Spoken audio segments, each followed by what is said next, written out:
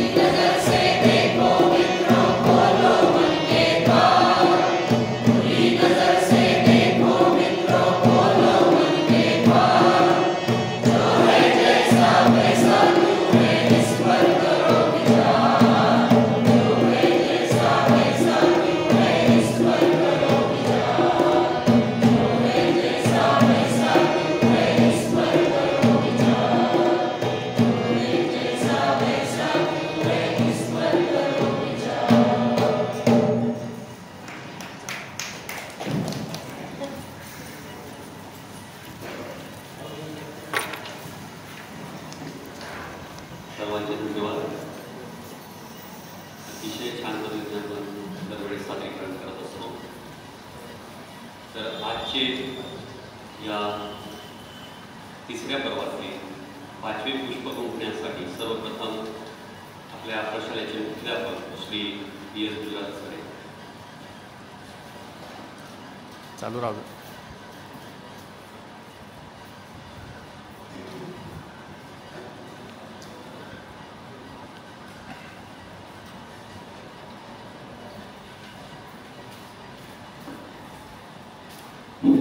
आपल्या प्रवेशालेच्या आपल्या संस्थेच्या सचिव आदरणीय माधुरताई, सर्व पदाधिकारी आणि माझे सर्व स्टेट फोरमचे सदस्य मित्रांनो,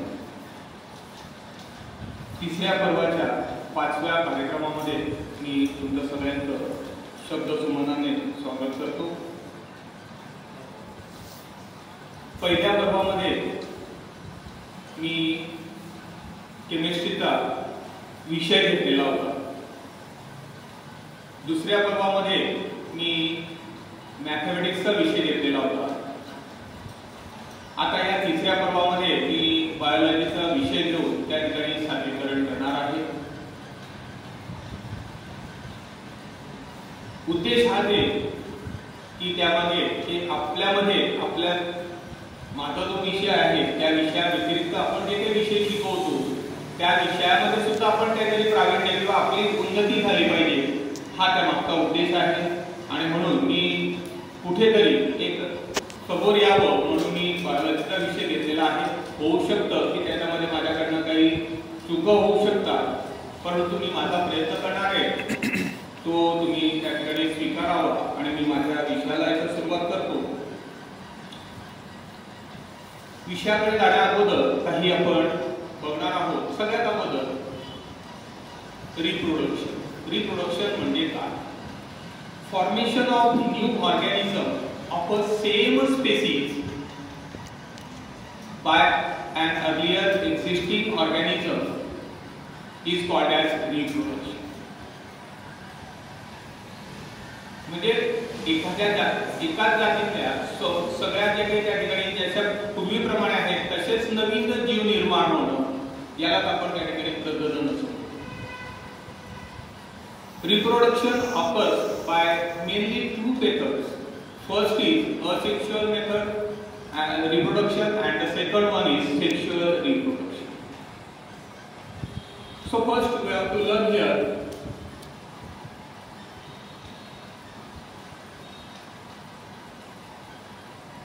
asexual reproduction means a formation of new organism of same species without involvement of gametes or parents is called as asexual reproduction. Then second method is sexual reproduction. A formation of new organism of same species with involvement of parents or male and female gametes is called as sexual reproduction. So आता आपण बघणार आहोत human being. A sexual reproduction in human being. In human being, a male and female gametes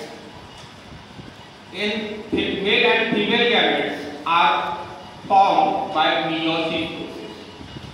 Meiosis process में mail आणि female gametes हे mail मध्ये आणि female gametes हे फीमेल मध्ये तयार होत असतात. In meiosis process, chromosome number get reduced to half. Chromosome number काय होतात? हॅप्लॉइड किंवा गॅमेट्स तयार करताना क्रोमोसोम नंबर आपल्या याच्यामध्ये 46 असतात, म्हणजे 23 पेअर्स असतात. त्या निम्मे होतात, त्या ठिकाणी 23 वर येत असतात. 22 जे असतात क्रोमोसोम ते सेम असतात आणि 23वा जो क्रोमोसोम असतो तो वेगळा असतो. मग in meiosis process a chromosome number get reduced to half and a male gamete in male and female gametes in female are formed. In male, sperms are produced in the testes, and in woman, female or oocytes are produced. Oocytes or ovo are produced in the ovary. In girl, 2 to 4 million immature oocytes are present at the time of birth. जन्माच्या वेळेसच मुलींमध्ये त्या ठिकाणी 2 ते 4 million दशलक्ष इतके oocytes त्यांच्या शरीरात त्या ठिकाणी इमॅच्युअर त्यांच्या ओव्हरीमध्ये प्रेझेंट असतात. लक्षात in girl a female male and reproductive system and female reproductive system are active at a certain age. आपण बघतो की जवळपास सगळ्यांनाच माहिती आहे की 13-14 वर्षाचा किंवा 7वी मध्ये मुली आल्या किंवा मुलं आले की त्यांचा रिप्रोडक्टिव्ह सिस्टीम ही ऍक्टिव्ह व्हायला सुरुवात होते.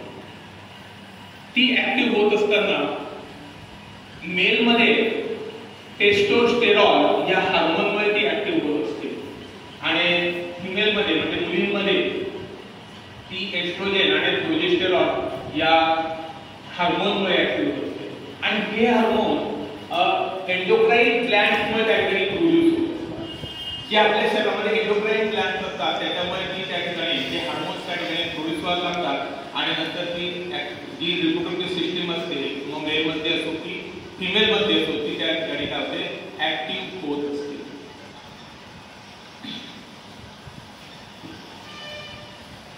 त्यानंतर पुढचा मुद्दा आहे तो म्हणजे fertilisation. Formation of zygote by the union of male and female gametes is called as fertilization. Male and female gametes चं fertilization जे होतं त्या युनियन होतं त्याला आपण fertilization असं म्हणतो.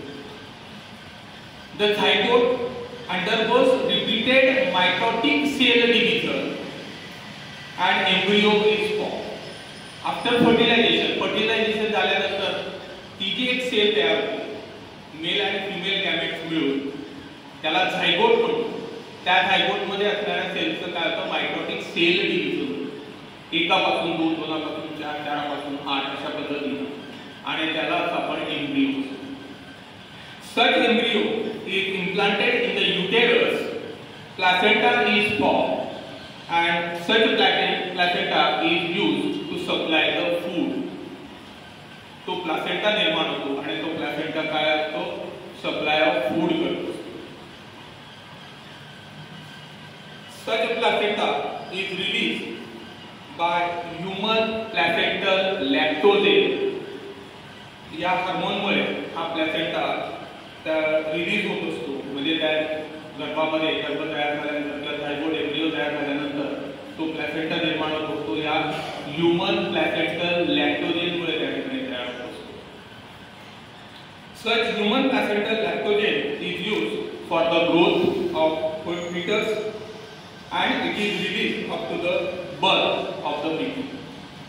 म्हणजे तो ज्यावेळेस प्लासेंटा निर्माण होतो त्यापासून ह्यूमन प्लासेंटल लॅक्टोजेन हा तयार होतो तो जेव्हापर्यंत बाळ जन्माला येत नाही तेव्हापर्यंत तो प्रोड्यूस होत राहतो. So the next point is twins. Twins कसे निर्माण होतात किंवा त्या ठिकाणी जुळे म्हणतो आपण. मग जुळे कोण 2 embryos are developed simultaneously in the same uterus.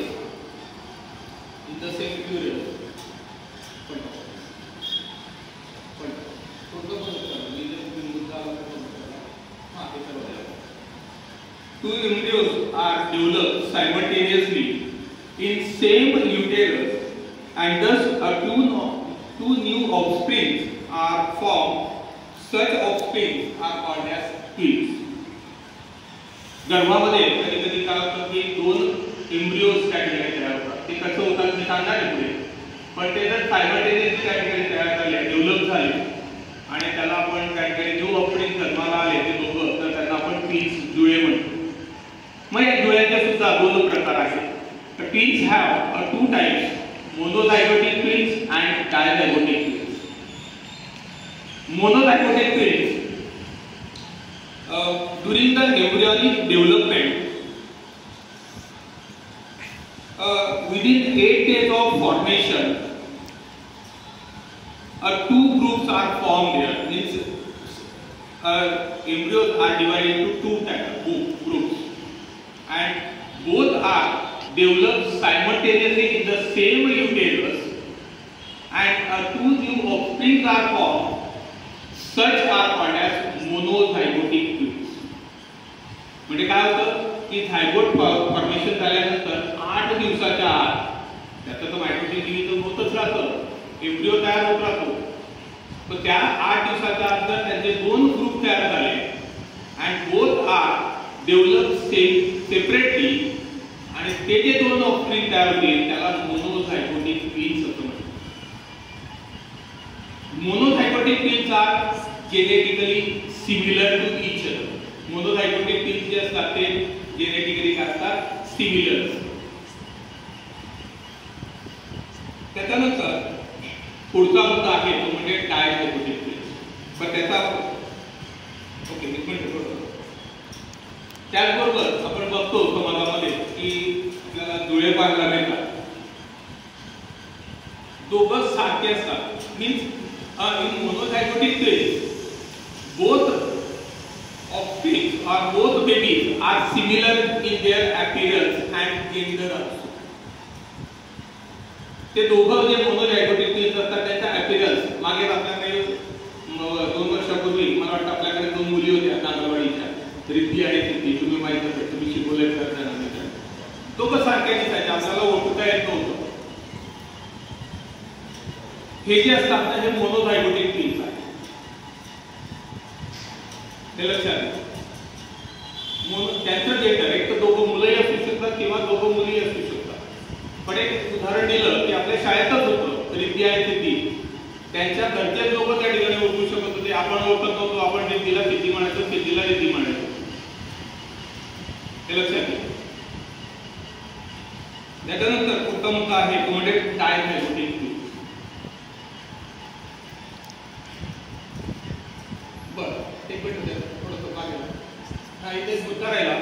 मोनोझायगोटिक twins मध्ये मोस्टली प्रोबॅबिलिटी असते high. In monozygotic twins high possibility of conjoined twins. हे जुळे सुद्धा एखाद्या एकमेकांचे अंग जुळलेले असतात आणि ती पॉसिबिलिटी सुद्धा हाय असते.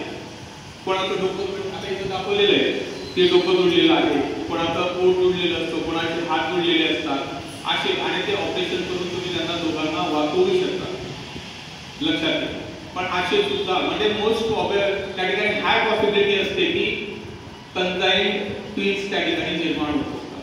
सगळेच होतात असं नाही, परंतु मोस्ट हाय पॉसिबिलिटी त्या ठिकाणी असते की हे कंजाइन त्या ठिकाणी ट्विन्स होऊ शकतात, जुळे.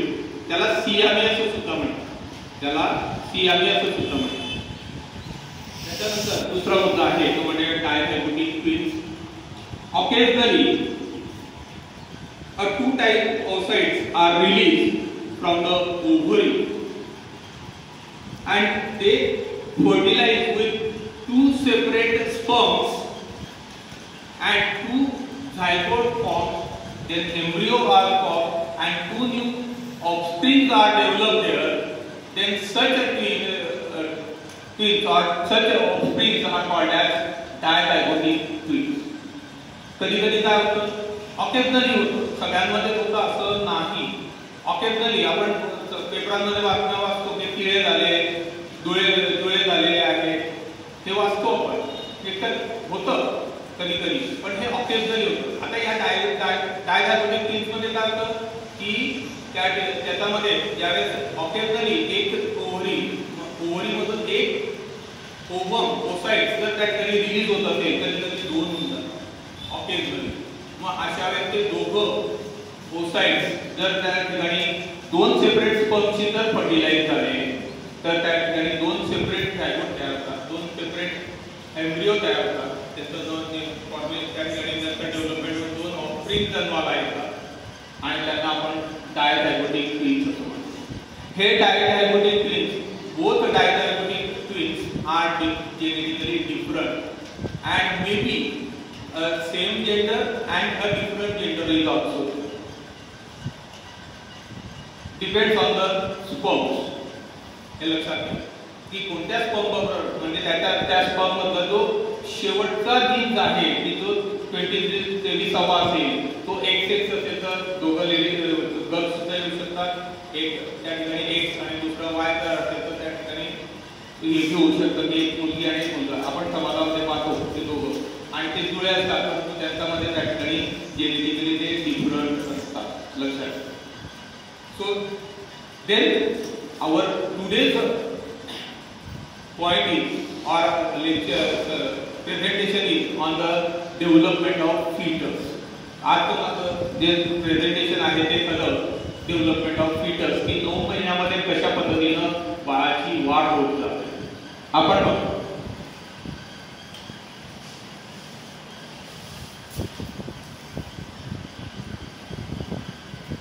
चार्ट बनवलेला आहे, दोघं केलेले आहे. त्या चार्ट बनवण्याचा उद्देश असा होता की आपल्याला जर वर्गावरती जर गेलो तर हे तुमच्या काही विद्यार्थ्यांना ही एक्स्ट्रा नॉलेज आपल्याला दिसतंय म्हणून मी चार्ट एक बनवलेला. हेच म्हणजे तिथंही आहे आणि तिथंही आहे. आपण तर काही टीव्ही घेऊन जाऊ शकत नाही वर्गामध्ये, इथं बोलू शकतात परंतु जर वर्गात घेऊन जायचं असेल तर तुम्ही चार्ट घेऊन जाऊ शकतात म्हणून मी चार्ट घेऊन देतो.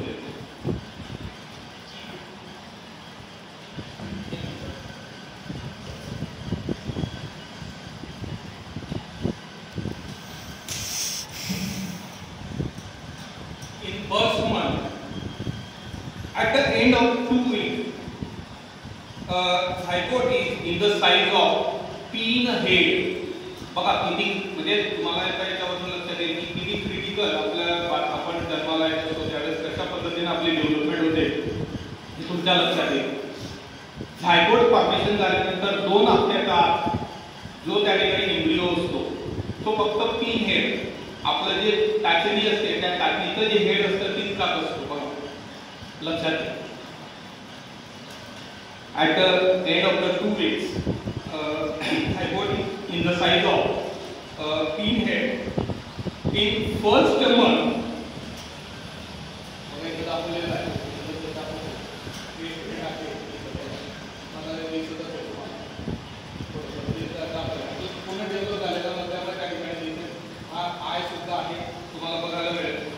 in the first month, the internal organs and circulatory system begins to form.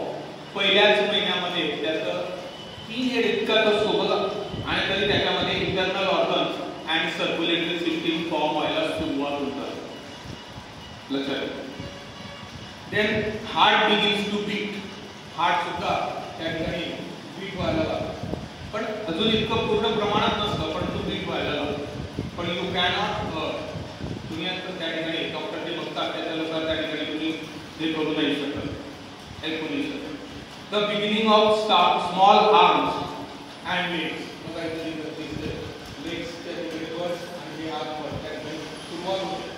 अतिशय लहान इथं बघा दिसतंय तुम्हाला मला दिसतं तर थोडं याबद्दल किंवा मला आठवत हे झालं फर्स्ट मंथ. की पहिल्या महिन्यामध्ये काय होतं की 2 weeks असताना त्याचं जे साईज असते ते फक्त पिनहेड इतकी असते. दुसऱ्यामध्ये त्या ठिकाणी at the end of the first month त्याच्यामध्ये इंटरनल ऑर्गन आणि सर्क्युलेटरी सिस्टीम तयार व्हायला सुरुवात होते. त्याच्यानंतर हार्ट सुद्धा त्या ठिकाणी बीट व्हायला म्हणजे हार्ट सुद्धा त्या ठिकाणी काय होतं डेव्हलप व्हायला.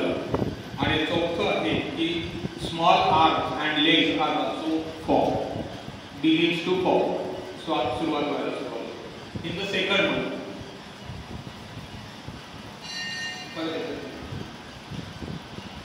at the end of 5th week the embryo is 1/4 inch long. फक्त 1/4 inch म्हणजे पाव इंच फक्त त्याची लेंथ असते. बघा पाव inch. The placenta and the umbilical cord are developed. All major organ systems develop.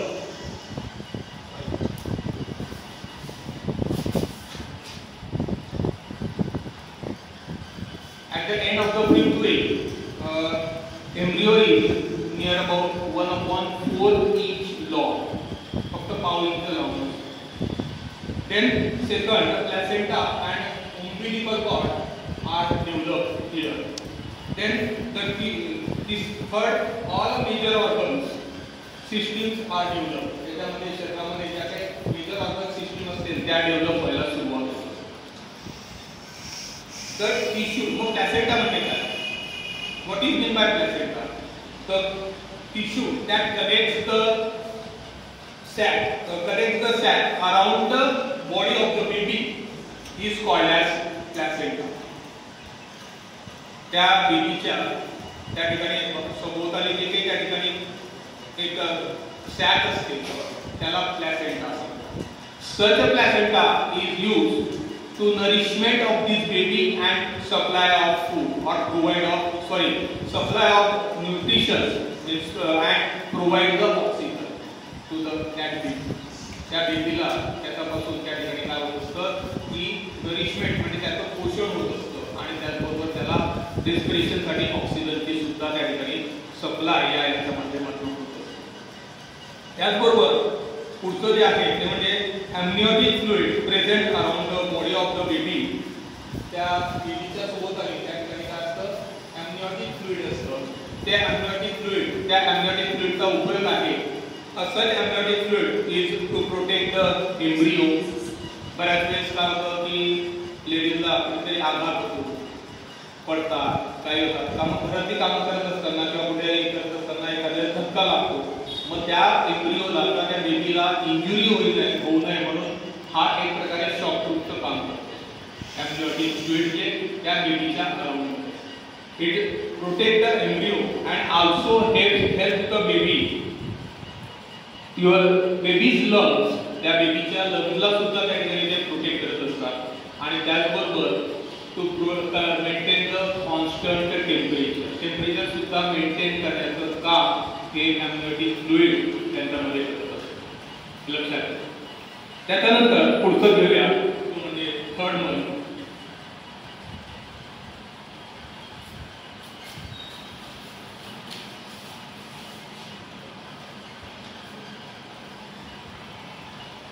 Sorry एक थोडंसं राहिलं सेकंड म्हणतो की ते face and limbs takes shape. Face जे आहे म्हणजे तोंड जे आहे त्याचा त्या ठिकाणी शेप व्हायला सुरुवात होते सेकंड मन मध्ये आणि लिम्स म्हणजे हातापायाचे जे काही अवयव आहेत ते सुद्धा डेव्हलप व्हायला सुरुवात होते. In third month the foetus is about 1 inch long. 1 इंचाचा तिसऱ्या महिन्यामध्ये 1 इंचाचा त्या ठिकाणी हा 1 inch. Then nostrils, mouth, then lips and eye are formed. Nostrils नाकाच्या त्या ठिकाणी तयार व्हायला सुरुवात होते. माउथ म्हणजे तोंड, लिप्स म्हणजे होठ आणि आय हे त्या ठिकाणी डेव्हलप व्हायला सुरुवात थर्ड मंथ होते. बघा इथं दाखवलेलं आहे एक ब्लॅक स्पॉट इथं असेल तिथं चांगला दिसतो तुम्हाला. त्याच्याबरोबर तिथं स्क्रीन आहे तिथं बाकीचं दाखवलेलं नाही त्यांनी पण बघा तुम्हाला इथं दिसेल या इथं तुम्हाला त्या ठिकाणी फिंगर त्याला सुरुवात झाली. त्याचप्रमाणे इथं आता दिसत नाही इथं क्लिअरिटी पण त्याच्यामध्ये तर त्याचे nostrils, then mouth, then lips and eye are developed. Fingers and toes almost complete. आता सांगितलं बघा फिंगर्स अँड टोज म्हणजे हाताची बोटं आणि पायाची बोटं सुद्धा त्या ठिकाणी almost completed their development. Then eyelids are fuse. तुम्हाला बघितलं तिथं आयलिड्स दिसत नाही बघा फक्त आय दाखवते ब्लॅक स्पॉटने तिथं परंतु त्यांना eyelids are fuse and shut. त्या ठिकाणी त्या दोघं फ्यूज असतात आणि बंद असतात. Then all internal organs are developed but they are not ready to function. बघा मी काय म्हणतो all internal organs are developed. सगळे इंटरनल ऑर्गन्स त्याचे डेव्हलप झालेले असतात but they are not ready to function. ते फंक्शन करण्यासाठी रेडी नसतात. Then next point the genital or reproductive organs are developed. Reproductive organs त्या या तिसऱ्या महिन्यामध्ये डेव्हलप होतो. त्याच्यामुळे बऱ्याच लेडीज त्या ठिकाणी आतापर्यंत चाललेलं होतं की मुलगा असेल किंवा मुलगी असेल त्याचं निरीक्षण सोनोग्राफी मधनं केलं जायचं ते तिसऱ्या महिन्यामध्ये केलं जातं कारण त्या तिसऱ्या महिन्यामध्ये त्याला रिप्रोडक्टिव्ह ऑर्गन्स डेव्हलप झालेला असतो आणि मग त्यावेळेस डॉक्टर सांगायचे. आणि मग मुलगी असेल तर आपण बरेच लोक आतापर्यंत ॲबॉर्शन करून टाकतो. त्या आता बंद झालेल्या आहेत. जे काही होतं त्याचे चोरी चुकी होतं ते माहीत नाही, परंतु आता गव्हर्नमेंटने त्याच्यावरती बंदी आहे. ते का तर ह्या 3ऱ्या महिन्यात त्याचा रिप्रोडक्टिव्ह ऑर्गन्स डेव्हलप होतो आणि तो डेव्हलप झाल्यामुळे त्या आपल्याला लक्षात येतं की मुलगा आहे का मुलगी आहे. मुलगी असेल तर त्या ठिकाणी अबॉर्शन केलं जायचं, पण आता ते बंद झाले. त्याच्यानंतर पुढचा आहे म्हणजे 4th month.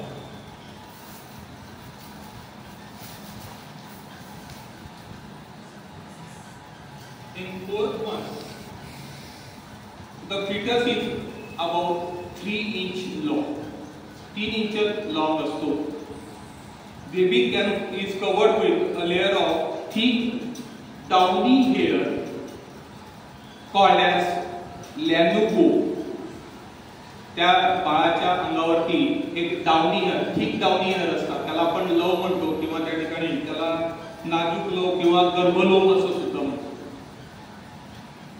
त्याला लॅन्युगो असं नाव आहे. काय नाव आहे त्याला? लॅन्युगो. इथं दाखवले नाहीये, पण त्याला त्याच्या शरीरावरती त्या ठिकाणी एक नाजूक डाउनी हेअर्स असतात की ज्याच्यामुळे त्याला लॅन्युगो असं म्हणतात. Then baby's heartbeat can be heard clearly. आता इथं तुम्हाला 4थ्या महिन्यामध्ये त्या बेबीचे हार्टबीट तुम्ही क्लिअरली मोजू शकता. लक्षात can be heard clearly. त्याच्यानंतर the next month is 5th month.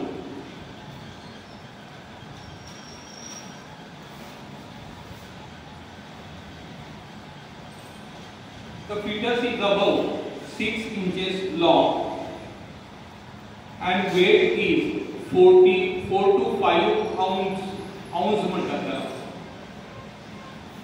जो बेबी असतो, फिटस जो आहे तो 6 इंच लांब असतो, म्हणजे लॉंग असतो आणि त्याचं वेट 4 to 5 ounce असतं.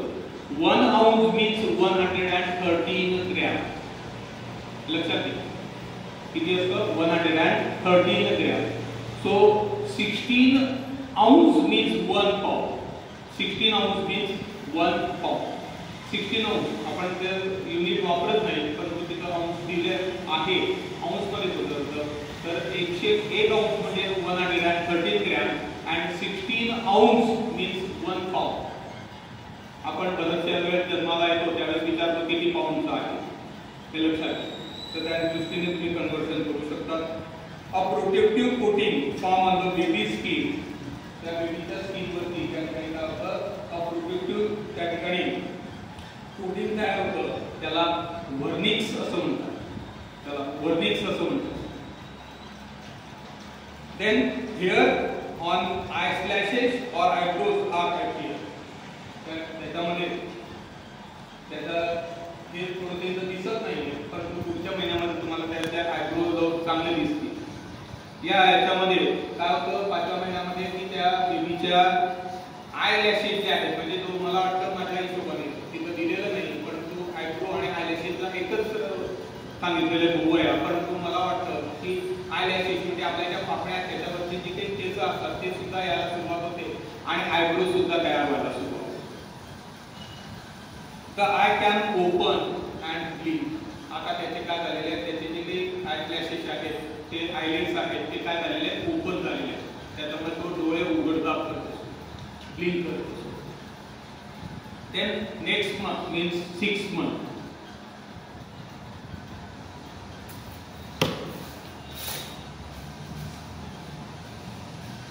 बघा इथे तुम्हाला दिसलाय आयब्रोज दिसताय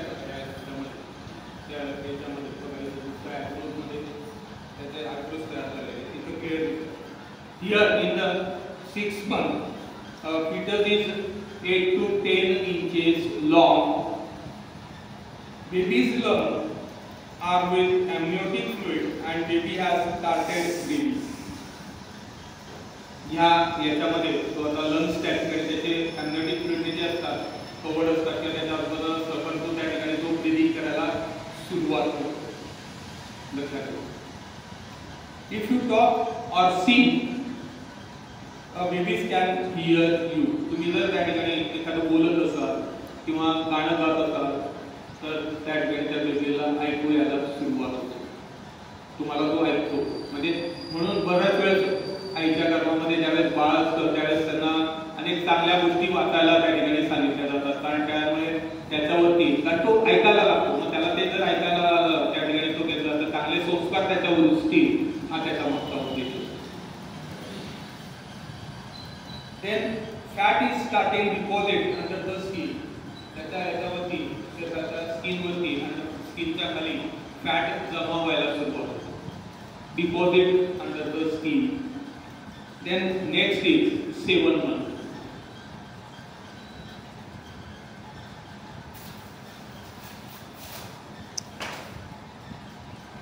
In 7 months, a fetus is 10 to 12 inches long and its weight is about 1 to 2 pounds.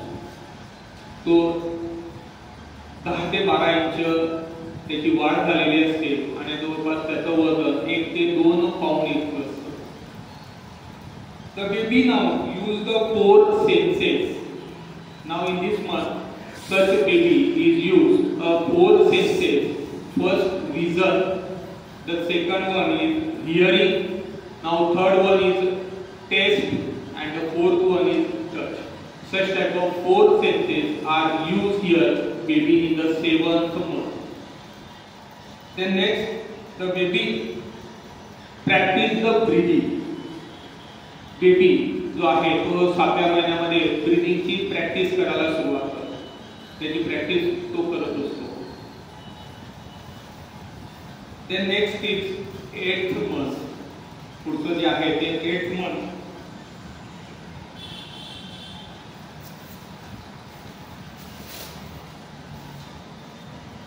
In 8th month, the fetus is near about 14 to 16 inches long and weight is about 2 to 3 pounds. 2 ते 3 pound त्याचं वजन असतं. Fetus has turned head down in the preparation of for the birth. बाळ जे आहे त्या बाळाचं तिथं दाखवले नाही, परंतु at the end of the month त्या ठिकाणी काय होतं, त्याचं हेड टर्न व्हायला लागतं डाऊन साईडला. In the preparation for the birth, जन्माला येण्यासाठी त्याचं डोकं जे आहे ते खालच्या दिशेने त्या ठिकाणी वळायला सुरुवात होते. Foetus may react to noise with a jerking action. तुम्ही जर काही आवाज दिलेला असेल तर फिटस त्या ठिकाणी तुम्हाला आतनं त्या ठिकाणी जर्किंग ॲक्शनने तो रिस्पॉन्स द्यायला लागतो. त्याचं एक उत्तम उदाहरण तुम्ही सगळ्यांनी बघितलेलं असेल, 3 इडियट्स. ऑल इज वेल म्हणून त्या ठिकाणी करतो त्यावेळेस त्या ठिकाणी असं आईना ज्या आहेत त्यांना तर माहिती असेल की या गोष्टी त्या ठिकाणी घडत असतात. त्या ठिकाणी आतमध्ये तो हालचाल करत असतो. त्याच्यामुळे जर एक प्रकारे जर्किंग ॲक्शन त्याची त्या आईला त्या ठिकाणी जाणवत असते. लक्षात घ्या. The baby's brain is growing rapidly in this month. त्या बेबीचं जे त्या ठिकाणी ब्रेन आहे ते रॅपिडली त्या ठिकाणी ग्रो व्हायला लागतं, त्याची वाढ होत असते. And then the last month in 9th month,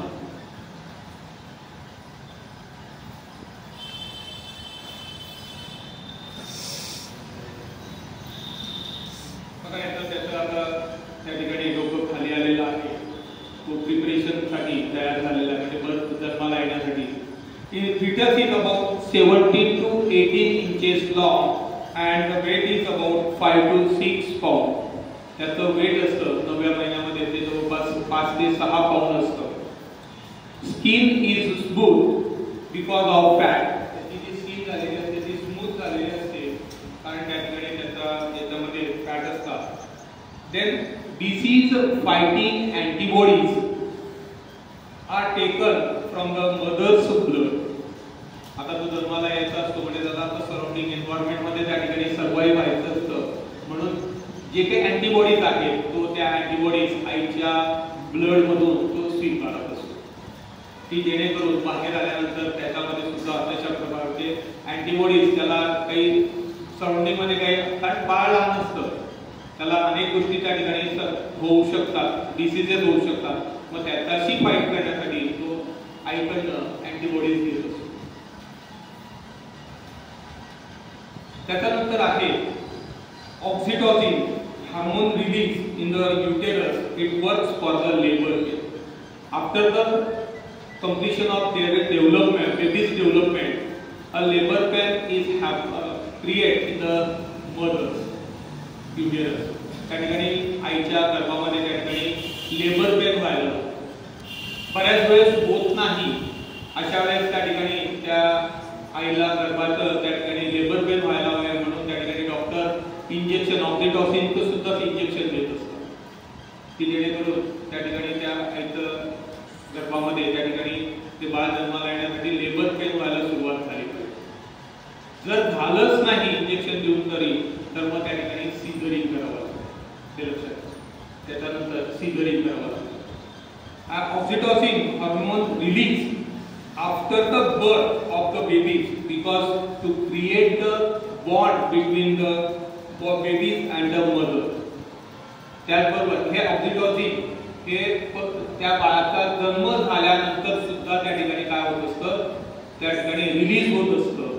कारण त्या ठिकाणी त्या आईचं आणि त्या बाळामध्ये त्या ठिकाणी एक बॉन्ड निर्माण झाला पाहिजे, प्रेमाचं नातं निर्माण झालं पाहिजे, म्हणून ते सिक्रेट त्या ठिकाणी सिक्रेट होतं. लक्षात here our topic development of babies or foetus is we have to completed.